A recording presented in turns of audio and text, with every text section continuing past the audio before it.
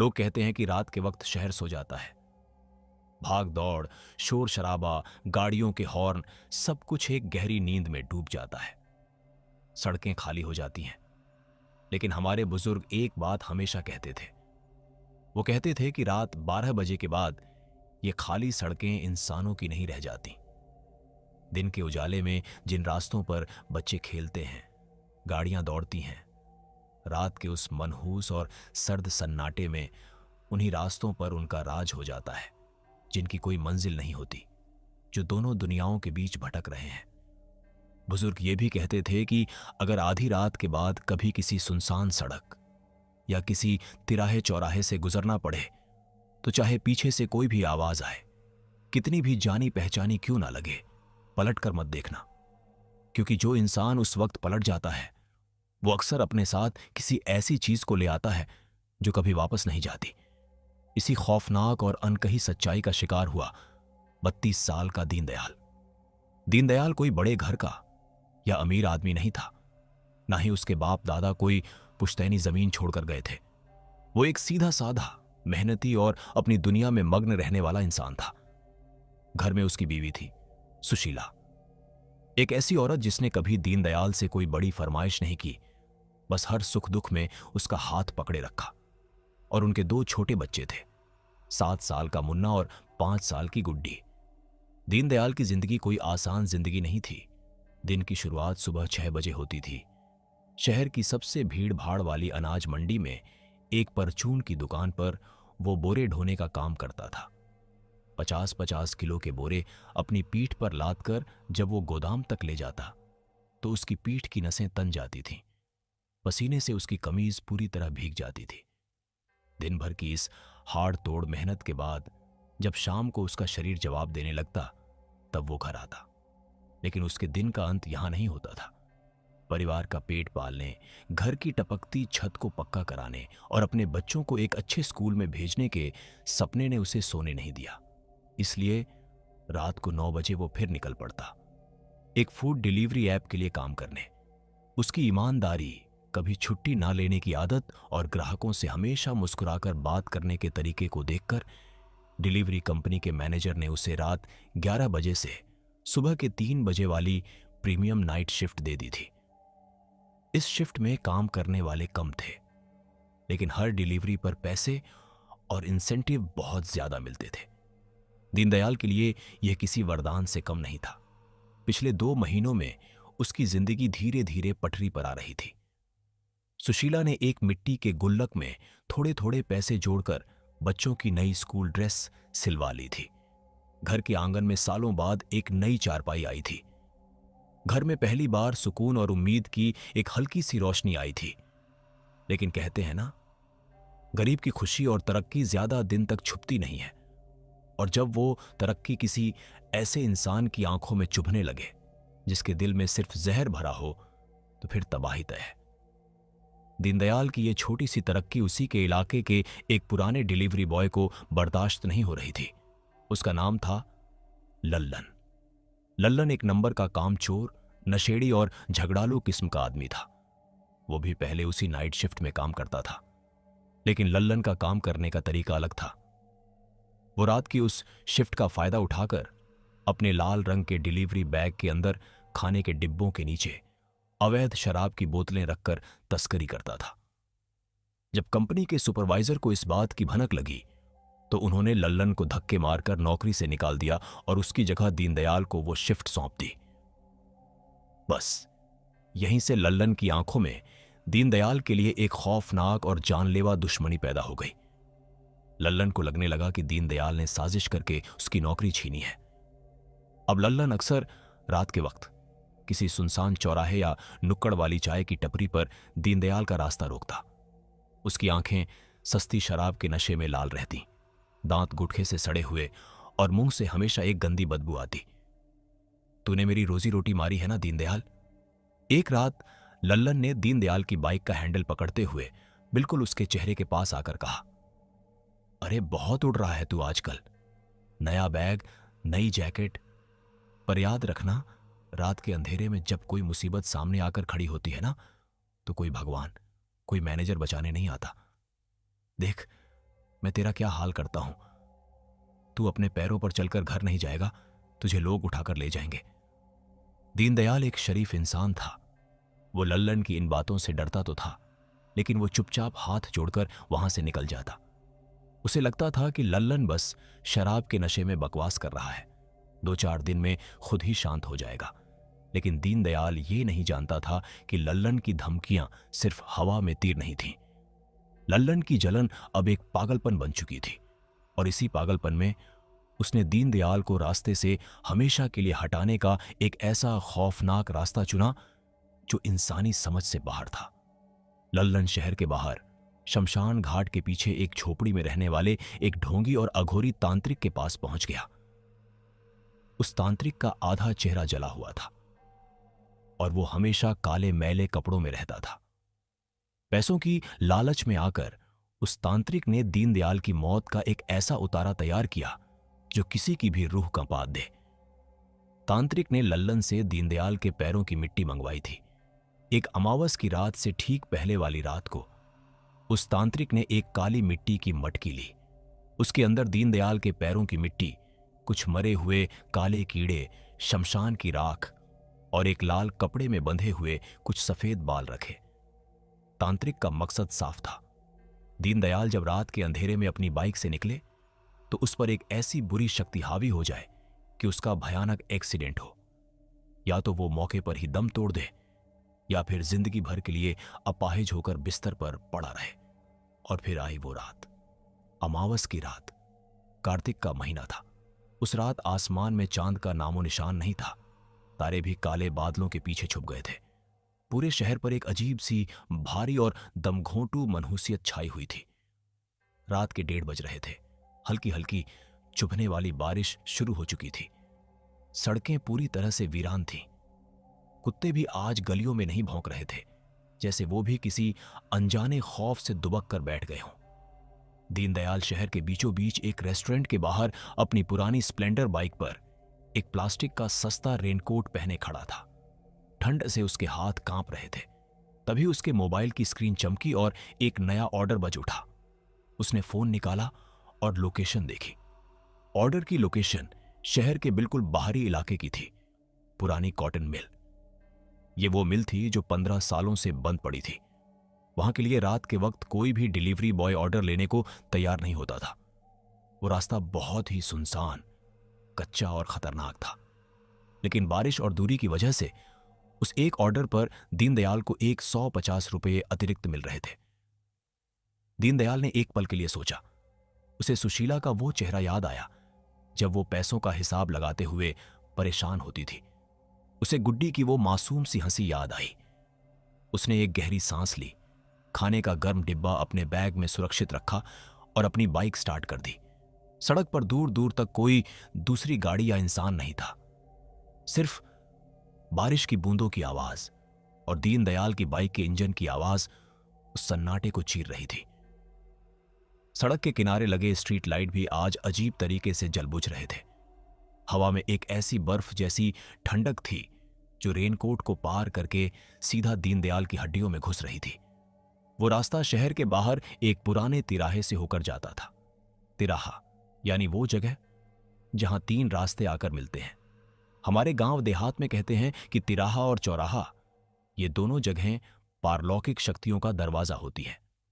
उस तिराहे के बिल्कुल बीचों बीच एक बहुत पुराना सूखा हुआ बरगद का पेड़ था। उस पेड़ पर एक भी पत्ता नहीं था। उसकी मोटी सूखी टहनियां आसमान की तरफ ऐसे उठी हुई थीं जैसे कोई राक्षस अपने हाथ फैलाकर खड़ा हो।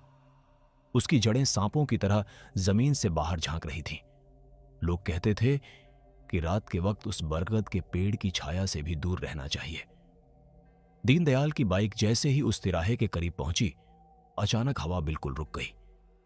लेकिन हैरानी की बात यह थी कि हवा रुकने के बावजूद उस सूखे बरगद के पेड़ की टहनियां हिल रही थीं, जैसे कोई बहुत भारी चीज उन टहनियों पर कूद रही हो। दीनदयाल को अजीब तो लगा, लेकिन उसने अपनी बाइक की रफ्तार थोड़ी बढ़ा दी। वो बस जल्दी से उस तिराहे को पार करना चाहता था। तभी उसकी बाइक की पीली धुंधली हेडलाइट की रोशनी सड़क के ठीक बीचों बीच पड़ी एक चीज पर पड़ी।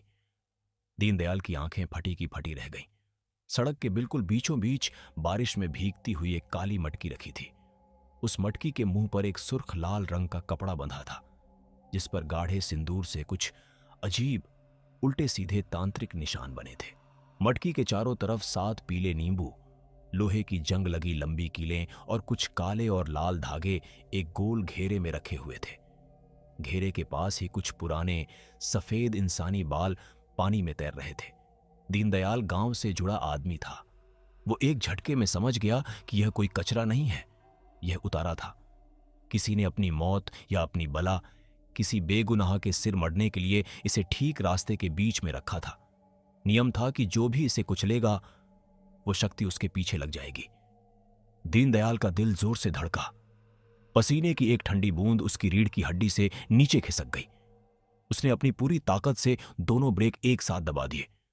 वो रुकना चाहता था, अपनी बाइक मोड़कर वापस भाग जाना चाहता था, लेकिन बहुत देर हो चुकी थी। बारिश की वजह से सड़क पर काई और कीचड़ की एक पतली सी परत जम चुकी थी। जैसे ही दीनदयाल ने ब्रेक मारा, बाइक के दोनों टायर बुरी तरह से लॉक हो गए और कीचड़ पर फिसलने लगे। बाइक फिसलते हुए सीधा उसी मटकी की तरफ बढ़ रही थी। दीनदयाल ने पैर नीचे रखकर बाइक को रोकने की कोशिश की, लेकिन बाइक का वजन और रफ्तार ज्यादा थी और अगले ही पल दीनदयाल की स्प्लेंडर का अगला मोटा पहिया सीधा उस काली मटकी के ऊपर से गुजर गया। उस मटकी के टूटने की आवाज मिट्टी के बर्तन जैसी बिल्कुल नहीं थी। वो आवाज बिल्कुल वैसी थी जैसे किसी इंसान की पसलियां एक साथ किसी भारी पत्थर के नीचे दबकर टूट गई हों। एक भयानक कड़क की आवाज उस सन्नाटे में गूंज उठी। दीनदयाल लड़खड़ाया।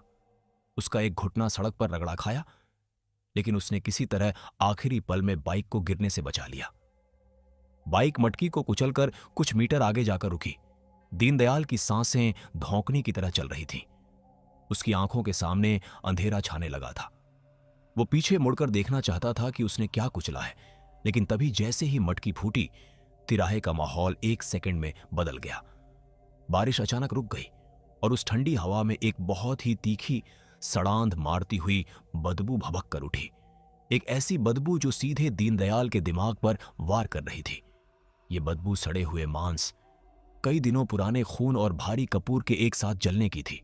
बदबू इतनी तेज और जहरीली थी कि दीनदयाल का जी मचलाने लगा और उसकी आंखों से पानी बहने लगा। उसे महसूस हुआ कि उसके पैरों के पास की हवा अचानक से बहुत भारी और गर्म हो गई है, बिल्कुल वैसी जैसे कोई अदृश्य चीज उसके पैरों के पास खड़ी होकर भारी भारी सांसें ले रही हो। दीनदयाल के अंदर की आवाज ने चीख कर कहा, पीछे मत देखना दीनदयाल, भाग जा यहां से। उसने कांपते हाथों से क्लच दबाया, पहला गियर डाला और एक्सीलरेटर पूरी ताकत से घुमा दिया। उसकी बाइक चीखती हुई वहां से भाग निकली। उसका दिल इतनी जोर से धड़क रहा था कि उसे अपनी पसलियों में दर्द महसूस होने लगा। लेकिन दीनदयाल नहीं जानता था, वो बिल्कुल नहीं जानता था कि वो अपने पीछे सिर्फ एक टूटी हुई मिट्टी की मटकी नहीं छोड़कर आया था। उसने उस उतारे को कुचलकर उस खौफनाक पिशाचिनी की कैद खोल दी थी, और अब वो मौत, वो साया ठीक उसकी बाइक के पीछे पीछे दौड़ रहा था। रास्ते भर दीनदयाल को ऐसा लगता रहा जैसे कोई उसकी बाइक के पीछे दौड़ रहा है। कभी उसे अपने रेनकोट के पिछले हिस्से पर किसी के ठंडे नाखूनों की खरोंच महसूस होती, तो कभी उसके कान के पास एक बहुत ही धीमी घुरघुराती हुई सांसों की आवाज सुनाई देती। किसी तरह कांपते हुए और भगवान का नाम जपते हुए वो उस खंडहर हो चुकी कॉटन मिल के पास पहुंचा। वहां एक पुरानी कॉलोनी बनी थी। एक घर के बाहर एक आदमी छाता लिए खड़ा था। दीनदयाल ने बाइक रोकी। उसकी हालत खराब थी। उसने बैग खोला और खाने का डिब्बा निकाला। सर, आपका ऑर्डर। उसकी आवाज कांप रही थी। ग्राहक ने चिढ़ते हुए कहा, इतनी देर कर दी, और ये तुम कांप क्यों रहे हो? शराब पी रखी है क्या? ग्राहक ने जैसे ही पार्सल अपने हाथ में लिया, उसे डिब्बे के बाहर एक अजीब सी चिपचिपाहट महसूस हुई। उसने झट से डिब्बे का ढक्कन खोला। दीनदयाल ने अपनी आंखों से देखा था कि रेस्टोरेंट वाले ने गर्मा गर्म बिरयानी पैक की थी, लेकिन जैसे ही डिब्बा खुला, उसमें से बिरयानी की महक नहीं, बल्कि वही सड़े हुए मांस और कपूर की बदबू भभक कर बाहर आई। दीनदयाल और ग्राहक दोनों ने डिब्बे के अंदर देखा। डिब्बे के अंदर रखे चावल पूरी तरह से काले पड़ चुके थे। उनमें फफूंद लगी हुई थी। लेकिन सबसे खौफनाक बात यह थी कि उन काले चावलों के बीच सफेद रंग के मोटे मोटे लंबे कीड़े रेंग रहे थे और उन कीड़ों के बिल्कुल बीचों बीच इंसानी सफेद बालों का एक गुच्छा रखा हुआ था जिस पर सिंदूर लगा था। यह क्या बकवास है? ग्राहक जोर से चिल्लाया और उसने डिब्बा जमीन पर फेंक दिया। तू मुझे कीड़े और बाल खिलाने लाया है? साले कंपनी में शिकायत करके तेरी नौकरी ना खा गया तो मेरा नाम नहीं। दीनदयाल की आंखों के सामने दुनिया घूमने लगी। उसका दिमाग सुन्न पड़ गया। यह कैसे हो सकता है? उसने खुद खाना पैक करवाया था। ये कीड़े, ये बदबू, ये तो बिल्कुल वैसी ही थी जैसी उस तिराहे पर फूटी हुई मटकी से आ रही थी। वो कुछ बोल ही नहीं पाया। ग्राहक गालियां देता हुआ अंदर चला गया और दरवाजा जोर से बंद कर लिया। दीनदयाल धीरे धीरे अपनी बाइक की तरफ पलटा। उसे समझ आ गया था कि उसके साथ कुछ बहुत भयानक जुड़ चुका है। वो बाइक पर बैठा और उसने इंजन स्टार्ट किया। वापसी के रास्ते में वही सुनसान सड़क थी, लेकिन इस बार दीनदयाल को अपनी बाइक पहले से ज्यादा भारी लग रही थी। ऐसा लग रहा था जैसे बाइक का पिछला हिस्सा नीचे की तरफ दब रहा है, जैसे कोई भारी चीज उसके ठीक पीछे वाली सीट पर बैठ गई हो। अचानक दीनदयाल के कानों में एक बहुत ही ठंडी, सूखी हुई और डरावनी आवाज गूंजी। एक औरत की आवाज। तूने मेरा घर तोड़ दिया, अब मैं तेरे घर चलूंगी। दीनदयाल के खून की हर एक बूंद जम गई। उसने धीरे से घबराते हुए अपनी बाइक के पीछे देखने वाले शीशे में देखा। उस छोटे से शीशे में उसे पीछे की सीट खाली नहीं दिखी। शीशे में उसे एक चेहरा नजर आया, एक ऐसा चेहरा जिसे देखकर कोई भी इंसान अपना मानसिक संतुलन खो बैठे। सफेद, झुर्रियों से भरी हुई मरी हुई त्वचा, आंखों की जगह सिर्फ दो गहरे काले गड्ढे और एक ऐसा मुंह जो कानों तक फटा हुआ था और जिसमें सड़े हुए काले दांत दिख रहे थे। वो चीज शीशे में सीधा दीनदयाल की आंखों में देख रही थी और एक भयानक, खामोश मुस्कान के साथ मुस्कुरा रही थी। दीनदयाल के गले से एक फाड़ देने वाली चीख निकल गई। उसके हाथ से हैंडल छूट गया। बाइक का संतुलन बिगड़ा और 60 की रफ्तार पर दौड़ती हुई स्प्लेंडर सड़क किनारे एक गहरी खाई में जा गिरी। उस तिराहे को पार करने के बाद दीनदयाल की सांसें उखड़ी हुई थीं। उसका पूरा शरीर पसीने और बारिश के पानी से भीग चुका था, लेकिन अंदर से वो खौफ से कांप रहा था। किसी तरह भगवान का नाम जपते हुए और अपनी धड़कनों को काबू में करते हुए वो उस खंडहर हो चुकी कॉटन मिल के पास पहुंचा। वहां एक पुरानी जर्जर सी कॉलोनी बनी थी, जहां नाम मात्र के कुछ घर थे। एक मकान के बाहर एक आदमी छतरी लिए गुस्से में खड़ा था। यही वो ग्राहक था जिसने ऑर्डर किया था। दीनदयाल ने अपनी बाइक रोकी। उसकी हालत बहुत खराब थी। हाथ इतनी जोर से कांप रहे थे कि उसे स्टैंड लगाने में भी दिक्कत हो रही थी। उसने अपना डिलीवरी बैग खोला और अंदर से खाने का डिब्बा निकाला। सर, आपका ऑर्डर। दीनदयाल की आवाज गले में ही अटक रही थी। ग्राहक ने चिढ़ते हुए कहा, इतनी देर कर दी? और ये तुम कांप क्यों रहे हो? शराब पीकर गाड़ी चला रहे हो क्या? ग्राहक ने जैसे ही पार्सल अपने हाथ में लिया, उसे डिब्बे के बाहर एक अजीब सी, ठंडी और लसलसी सी चिपचिपाहट महसूस हुई। उसने झट से डिब्बे का ढक्कन खोला। दीनदयाल ने अपनी ही आंखों से देखा था कि रेस्टोरेंट वाले ने उसके सामने गर्मा गर्म बिरयानी पैक की थी, जिसमें से मसालों की खुशबू आ रही थी। लेकिन जैसे ही उस ग्राहक ने डिब्बा खोला, उसमें से बिरयानी की महक नहीं, बल्कि वही सड़े हुए मांस और पुराने कपूर की बदबू भभक कर बाहर आई। वो बदबू इतनी तीखी थी कि ग्राहक को पीछे हटना पड़ा। दीनदयाल और ग्राहक दोनों ने डिब्बे के अंदर देखा। डिब्बे के अंदर रखे चावल पूरी तरह से काले पड़ चुके थे। ऐसा लग रहा था जैसे वो चावल नहीं, शमशान की राख हो। उनमें फफूंद लगी हुई थी। लेकिन सबसे खौफनाक और घिनौनी बात यह थी कि उन काले चावलों के बीच सफेद रंग के मोटे मोटे लंबे कीड़े रेंग रहे थे। वो कीड़े एक दूसरे के ऊपर लिपट रहे थे और उन कीड़ों के बिल्कुल बीचों बीच इंसानी सफेद बालों का एक गुच्छा रखा हुआ था, जिस पर गाढ़ा लाल सिंदूर लगा था। यह क्या बकवास है? ग्राहक जोर से चिल्लाया और उसने वो डिब्बा पूरी ताकत से जमीन पर फेंक दिया। डिब्बा गिरते ही वो काले चावल और कीड़े जमीन पर बिखर गए। तू मुझे कीड़े और बाल खिलाने लाया है? साले, कंपनी में शिकायत करके तेरी नौकरी ना खा गया तो मेरा नाम नहीं। निकल जा यहां से, वरना पुलिस बुला लूंगा। दीनदयाल की आंखों के सामने दुनिया घूमने लगी। उसका दिमाग सुन्न पड़ गया था। यह कैसे हो सकता है? उसने खुद खाना पैक करवाया था। रास्ते में उसने बैग खोला तक नहीं था। फिर ये कीड़े, ये बाल, ये सड़ांध कहां से आई? उसे तुरंत याद आया वो तिराहा और वो काली मटकी जिसे उसने कुचला था। ये कीड़े और ये बदबू बिल्कुल वैसी ही थी जैसी उस फूटी हुई मटकी से आ रही थी। वो कुछ बोल ही नहीं पाया। उसके मुंह से एक शब्द नहीं निकला। ग्राहक गालियां देता हुआ अपने घर के अंदर चला गया और दरवाजा जोर से बंद कर लिया। दीनदयाल धीरे धीरे लड़खड़ाते कदमों से अपनी बाइक की तरफ पलटा। उसे अब पूरी तरह से यकीन हो गया था कि उसके साथ कुछ बहुत भयानक जुड़ चुका है। उसने अनजाने में किसी शैतानी चीज को छू लिया है। वो अपनी बाइक पर बैठा और उसने इंजन स्टार्ट किया। वापसी का रास्ता उसी सुनसान और अंधेरी सड़क से होकर जाता था, लेकिन इस बार कुछ बदल गया था। दीनदयाल को अपनी बाइक पहले से बहुत ज्यादा भारी लग रही थी। ऐसा लग रहा था जैसे बाइक का पिछला हिस्सा नीचे की तरफ दब रहा है। इंजन पूरी ताकत लगा रहा था, लेकिन बाइक 60 की स्पीड से ऊपर नहीं जा रही थी। दीनदयाल को साफ महसूस हो रहा था कि पीछे वाली खाली सीट पर कोई भारी चीज बैठ गई है।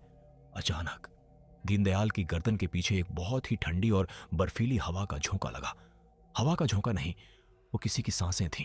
और फिर उसके कानों में एक बहुत ही ठंडी, सूखी हुई और डरावनी आवाज गूंजी।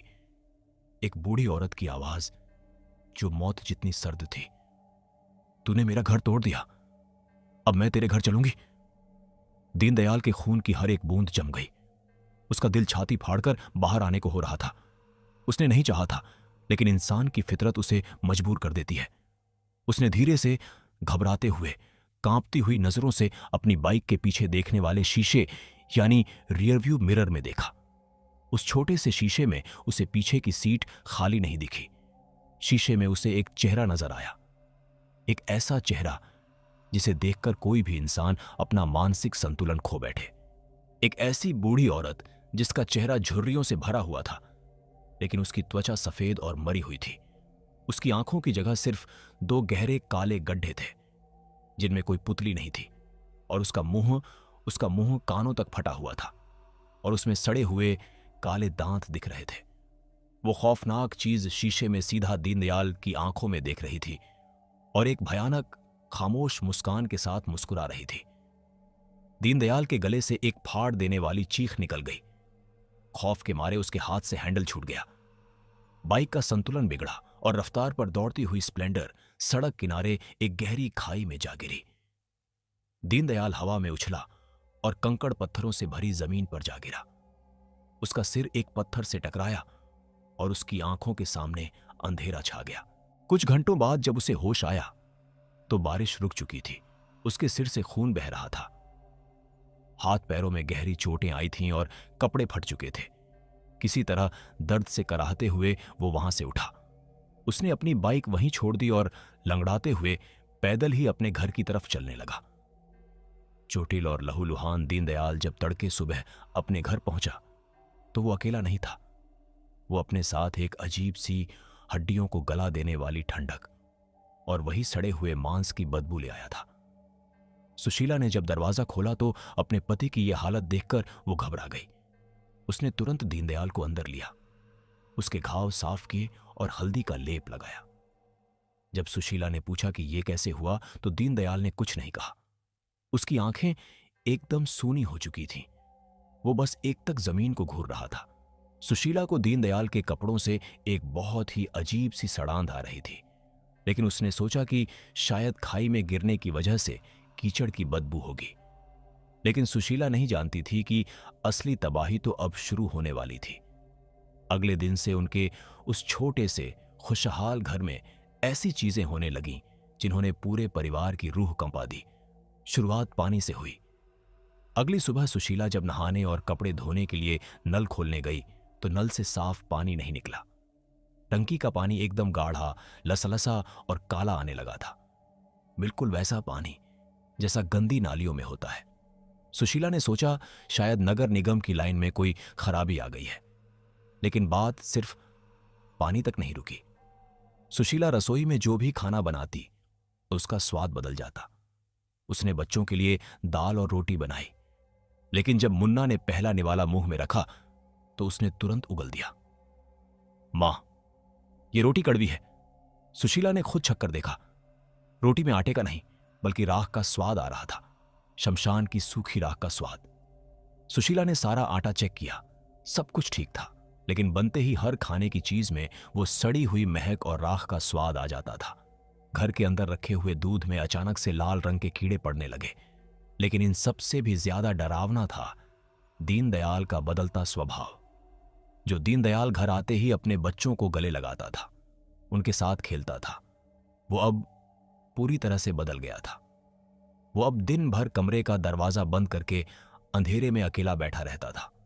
उसने काम पर जाना बंद कर दिया था, खाना पीना छोड़ दिया था। मात्र 2 दिनों के अंदर ही उसका शरीर सूख कर आधा रह गया था। उसकी आंखें गड्ढों में धंस गई थीं, गाल पिचक गए थे और चेहरे की रंगत ऐसी हो गई थी जैसे किसी मुर्दे की होती है। सुशीला जब भी कमरे में जाती तो दीनदयाल उसे ऐसे घूरता जैसे वो उसे पहचानता ही ना हो। उसकी नजरों में एक अजीब सी नफरत और वहशीपन आ गया था। कभी कभी सुशीला रात को अचानक उठती तो देखती कि दीनदयाल बिस्तर पर नहीं है। वो कमरे के किसी अंधेरे कोने में खड़ा होकर दीवार की तरफ मुंह करके अपने आप से बातें कर रहा होता था, लेकिन वो बातें नहीं थीं, वो अजीब सी फुसफुसाहटें थीं। वो किसी अनजानी भाषा में बड़बड़ाता और बीच बीच में ऐसे सिर हिलाता जैसे कोई उसके ठीक कान के पास खड़ा होकर उसे निर्देश दे रहा हो और वो उसकी बातें सुन रहा हो। सुशीला डर से कांपने लगती। उसने कई बार दीनदयाल को डॉक्टर के पास ले जाने की कोशिश की, लेकिन वो जाने से मना कर देता और अगर सुशीला ज्यादा जोर देती तो वो हिंसक हो जाता। और फिर आई वो तीसरी रात। वो रात जब खौफ अपनी चरम सीमा को पार कर गया। रात के लगभग 2 बज रहे थे। घर में घुप अंधेरा था और सन्नाटा पसरा था। सुशीला बच्चों के साथ सो रही थी और दीनदयाल हमेशा की तरह फर्श पर बैठा अपनी सूनी आंखों से छत को घूर रहा था। तभी गली के बाहर से एक आवाज आई, एक बच्ची के रोने की आवाज। दीनदयाल की कान खड़े हो गए। वो आवाज उसकी 5 साल की बेटी गुड्डी की थी। बाबूजी, मुझे बचा लो बाबूजी, मुझे डर लग रहा है। आवाज बिल्कुल साफ थी।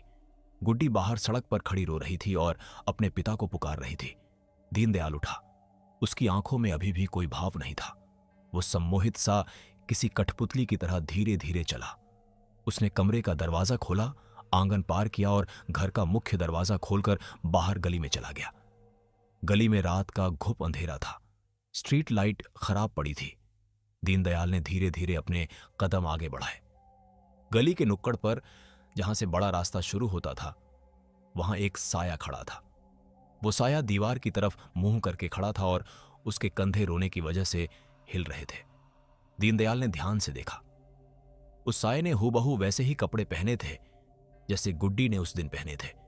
वही लाल रंग की फ्रॉक, वही बालों में रिबन। गुड्डी। दीनदयाल के मुंह से एक धीमी सी आवाज निकली। वो चलते चलते उस साये के बिल्कुल करीब पहुंच गया। उसने अपना हाथ आगे बढ़ाया और जैसे ही उस साये के कंधे पर हाथ रखा, वो साया धीरे से पलटा।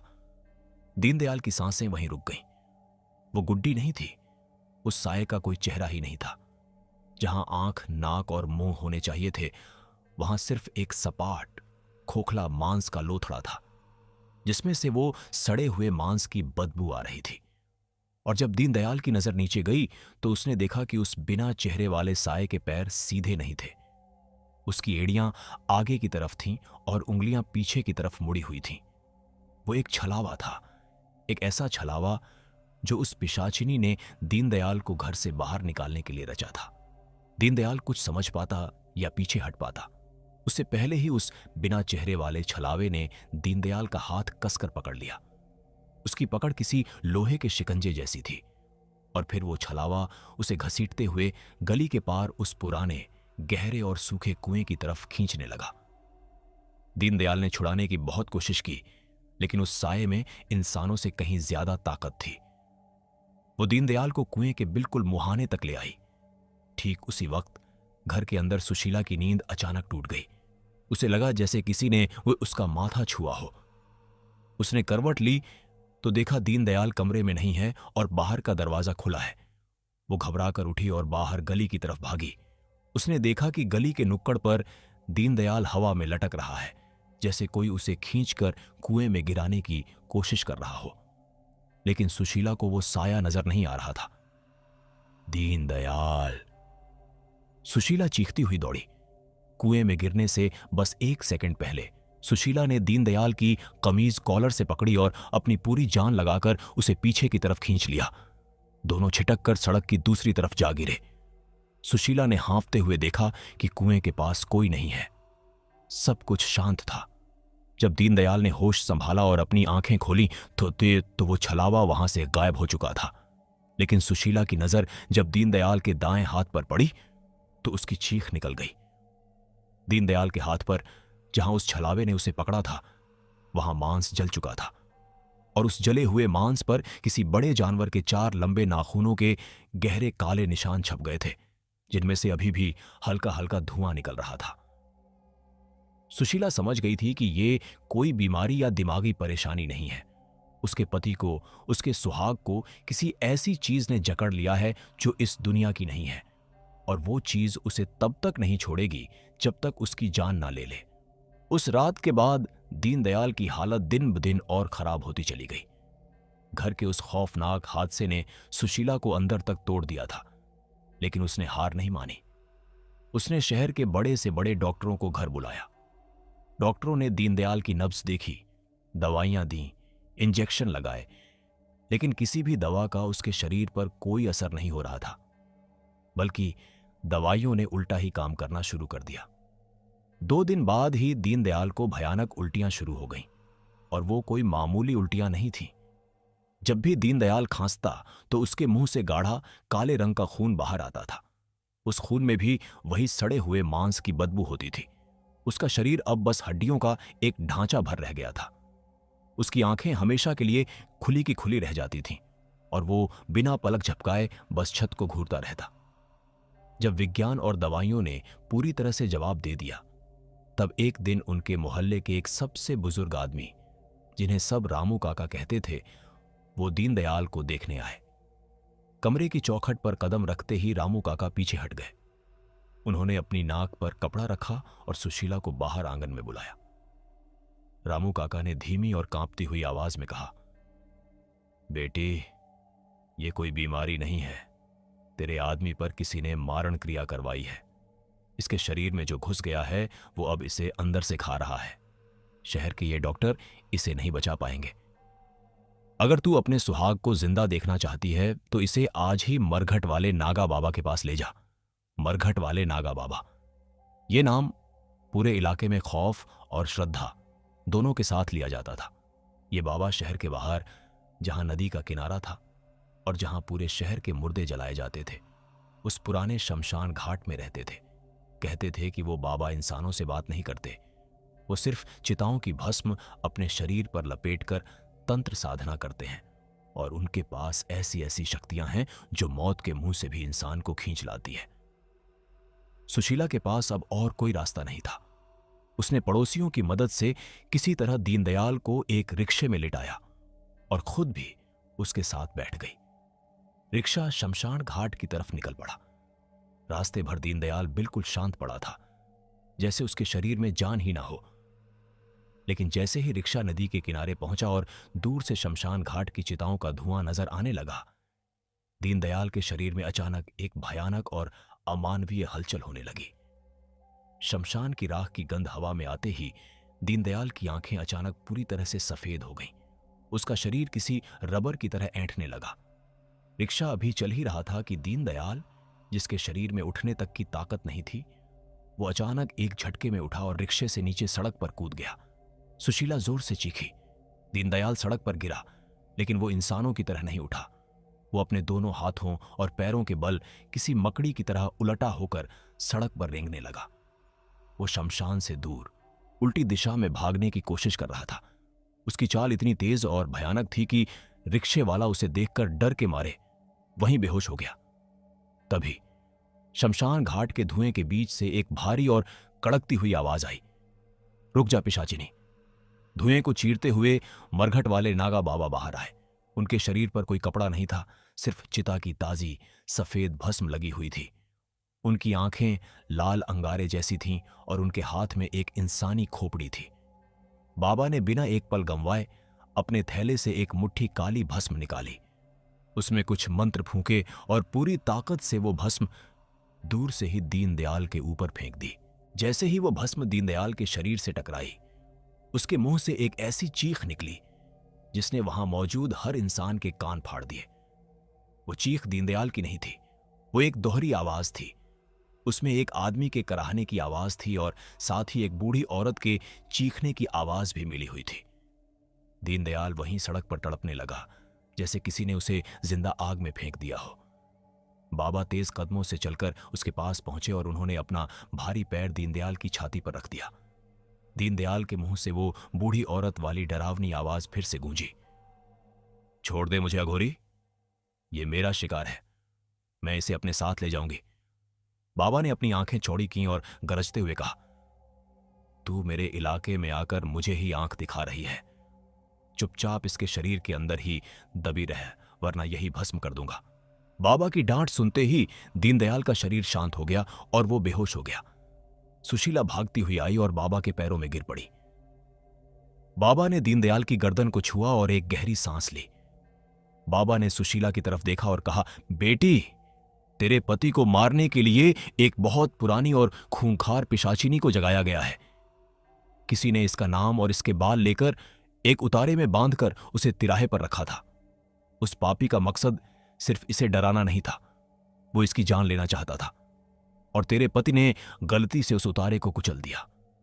वो मटकी टूट गई और वो पिशाचिनी आजाद होकर सीधे तेरे पति के शरीर में घुस गई। सुशीला फूट फूट कर रोने लगी।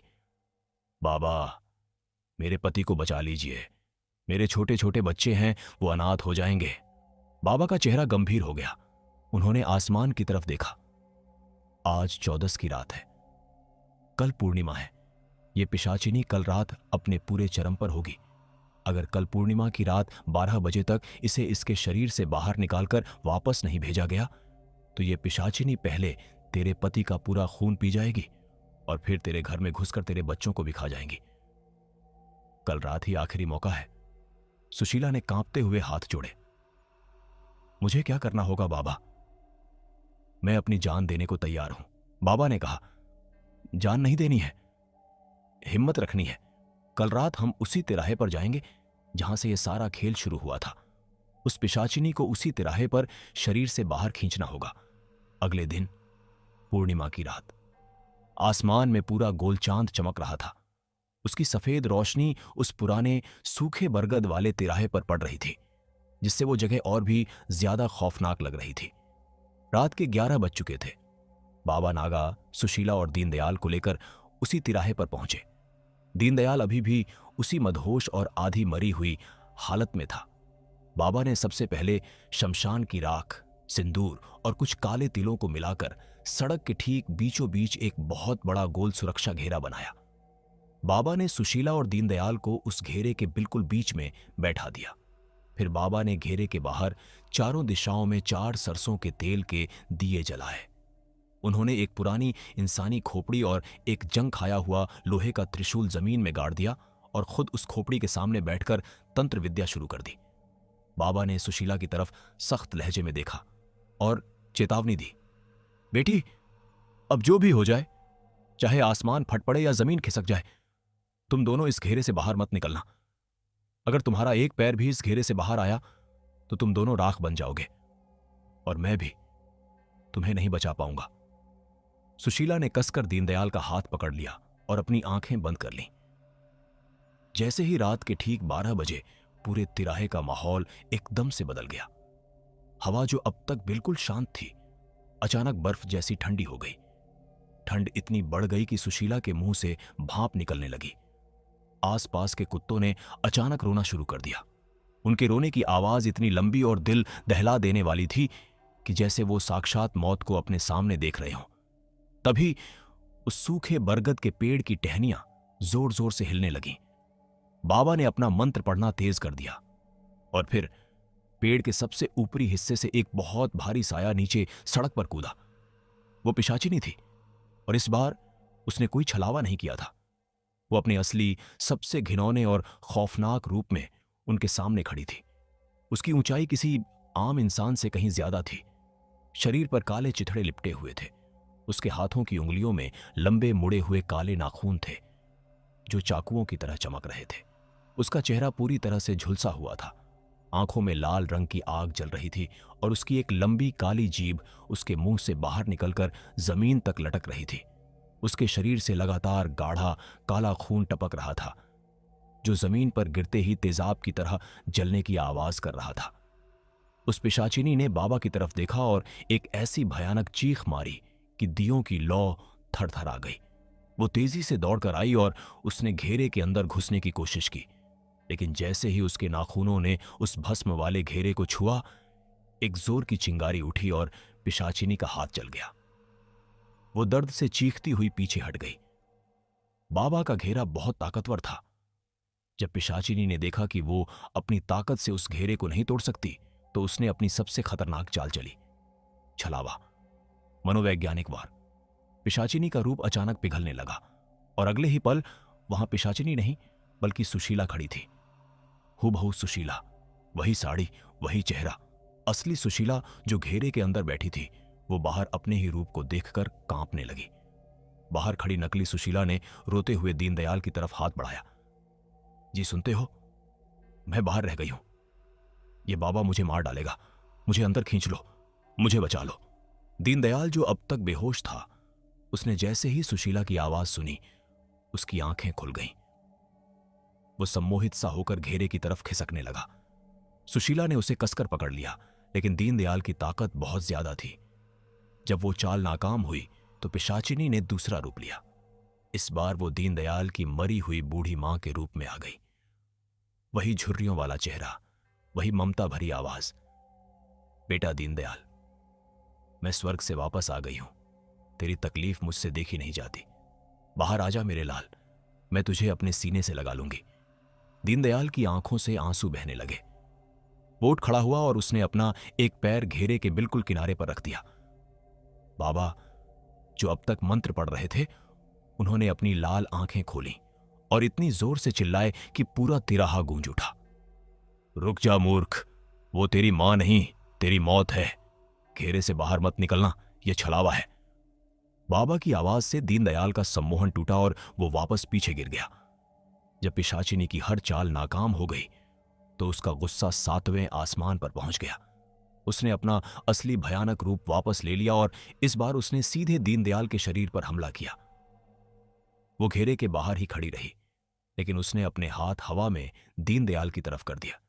अचानक घेरे के अंदर बैठे दीनदयाल का शरीर हवा में उठने लगा। उसका गला अपने आप दबने लगा, जैसे किसी अदृश्य हाथों ने उसकी गर्दन को पूरी ताकत से जकड़ लिया हो। दीनदयाल हवा में छटपटाने लगा। उसकी आंखें बाहर की तरफ उबलने लगीं और मुंह से खून का झाग निकलने लगा। वो पिशाचिनी बिना घेरे के अंदर आए उसकी आत्मा को उसके शरीर से बाहर खींच रही थी।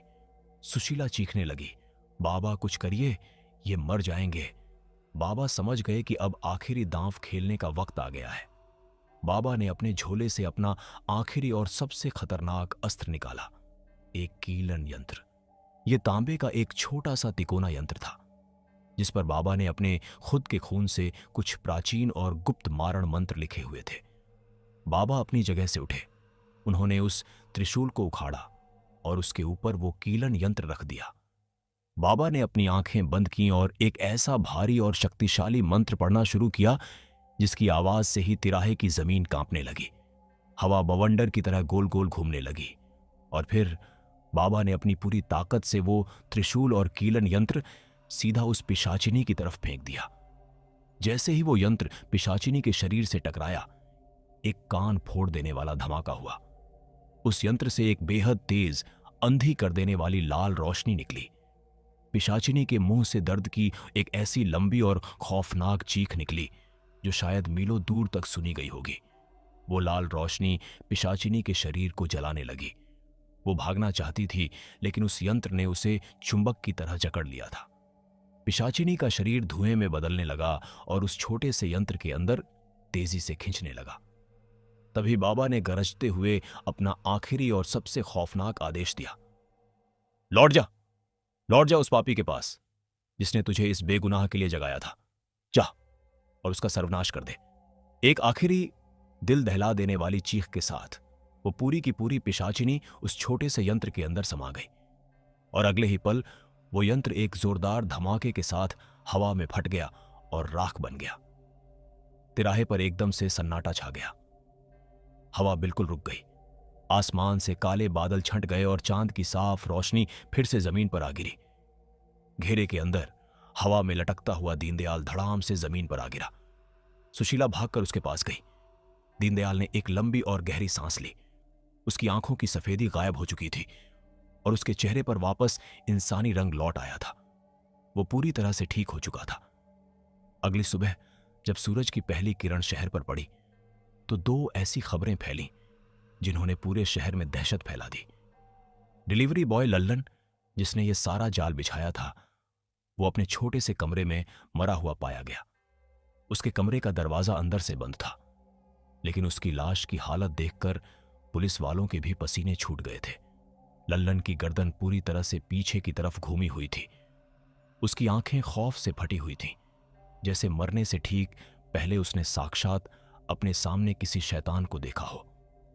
और दूसरी खबर शहर के बाहरी इलाके से आई। वो ढोंगी तांत्रिक, जिसने पैसों के लालच में वो खौफनाक उतारा बनाया था, उसकी लाश रेलवे ट्रैक के पास मिली। लेकिन वो किसी ट्रेन से नहीं कटा था। उसके शरीर के इतने टुकड़े हो चुके थे जिन्हें देखकर लगता था जैसे किसी जंगली और वहशी जानवर ने उसे जिंदा नोच नोच कर खाया हो। बाबा नागा का कहा सच हो गया था। उस पिशाचिनी ने वापस जाकर अपने ही मालिकों का शिकार कर लिया था। दीनदयाल की जिंदगी और उसका परिवार तो बच गया। सुशीला ने मंदिर में जाकर माथा टेका, लेकिन उस खौफनाक रात का असर दीनदयाल के मन पर हमेशा के लिए छप गया। उस रात के बाद दीनदयाल ने हमेशा के लिए नाइट शिफ्ट की डिलीवरी करना छोड़ दिया। उसने कसम खा ली कि वो आधी रात के बाद कभी भी उन खाली सड़कों पर कदम नहीं रखेगा, क्योंकि वो जान चुका था कि चौराहे सिर्फ रास्तों का मिलन नहीं होते और रात के अंधेरे में उन रास्तों पर सिर्फ इंसान नहीं चलते।